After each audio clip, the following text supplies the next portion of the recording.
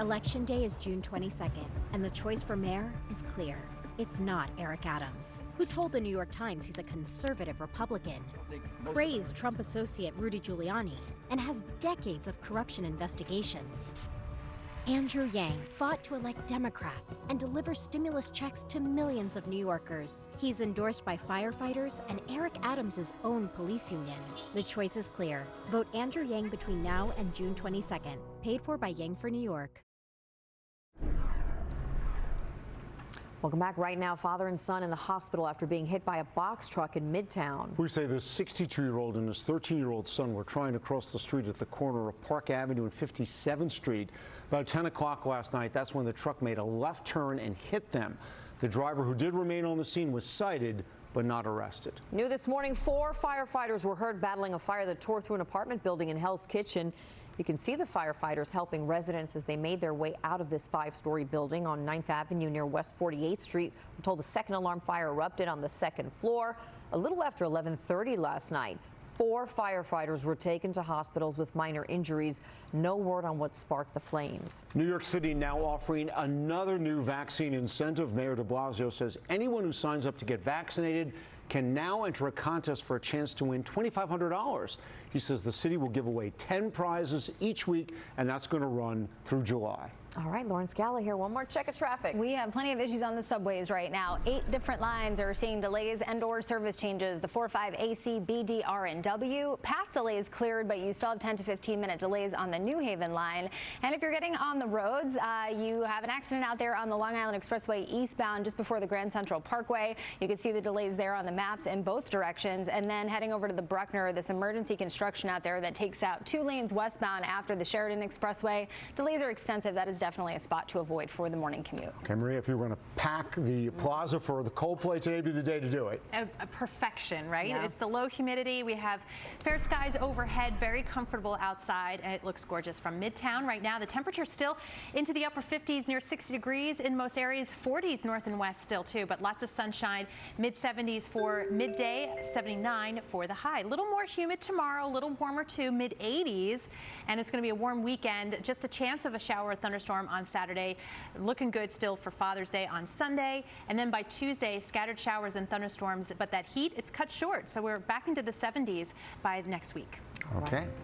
Stay with us. We're going to have local news updates every 30 minutes throughout the morning, and the Today Show is coming up next. That's what's happening today in New York.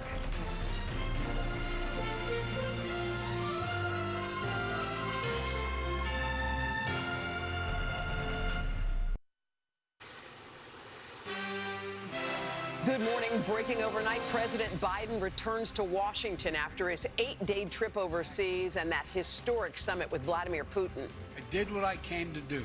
The two leaders airing their differences while labeling the face-to-face positive. This morning, the key takeaways and what's next in the still icy relationship between the U.S. and Russia. Dangerous and record-breaking, the extreme heat tightening its grip on the West and now expanding east. It's melt your face off kind of day. 40 million set to bake again today. Power companies and emergency crews being pushed to the brink. While in the South, all eyes on a new storm forming in the Gulf. What it could mean for your weekend plans. Spreading fast, a major push from health officials to vaccinate more Americans as cases of the more dangerous and severe Delta strain surge in the U.S., while the battle intensifies over requiring vaccinations to return to work. I don't believe I should have to make the choice to put this in my body to continue to do a job that I've been doing successfully. Just ahead, the nurses at the center of a controversial legal fight speak out. Double murder mystery, the desperate search to find suspects and a motive in the killing of a mother and son from a prominent family in South Carolina. Investigators combing a nearby river for clues and now turning to the public for help. We'll have the very latest. Those stories plus taking the plunge. She watched her grandfather skydive on his milestone birthdays, and this morning, Jenna is ready to follow in his footsteps, honoring his legacy and the U.S. Army by skydiving live with the Golden Knights. Up early and ready to jump out of a plane, like Let's go. And fire up the plaza. A live concert from one of the biggest bands in the world, Coldplay, bringing their power to Rockefeller Center. Today, Thursday, June 17th, 2021.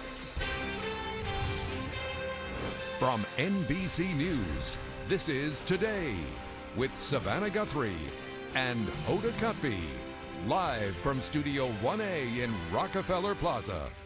Hey everybody, welcome to Today. So happy that you are with us on this Thursday morning, an exciting Thursday morning. Savannah's doing the work from home thing today. Yeah, and it's kind of a split screen sort of morning because we have those two huge live events to bring you. Jenna is in Fort Belvoir, Virginia this morning. She is about to hop up on a plane, fly up to 10,000 feet, and then jump out. Did you agree to that, Jenna? I don't know. Well, one thing's for sure. She did. She just chewed about 18 Pepto-Bismol, but I think it's all going to go just right. We also, guys, have an adrenaline rush of our own. This is Rockefeller Plaza. This is the live picture we're showing you. This crowd, fully vaccinated, freaking out because Coldplay is going to take that stage, one of the biggest bands in the world. So this crew is pumped for that. But we look forward to that, guys. But what do you say we get right to our top story? President Biden back in the White House this morning after wrapping up his trip to Europe with that face-to-face with Russian President Vladimir Putin. So the question is, what was accomplished? What's the roadmap ahead? We do have two reports. We're going to start with NBC White House correspondent Jeff Bennett. Hey, Jeff, good morning. Hey, Hoda, good morning to you. President Joe Biden and Russian President Vladimir Putin emerged from roughly 3 hours of meetings in Switzerland yesterday, projecting optimism for future relations despite continued divisions on thorny topics.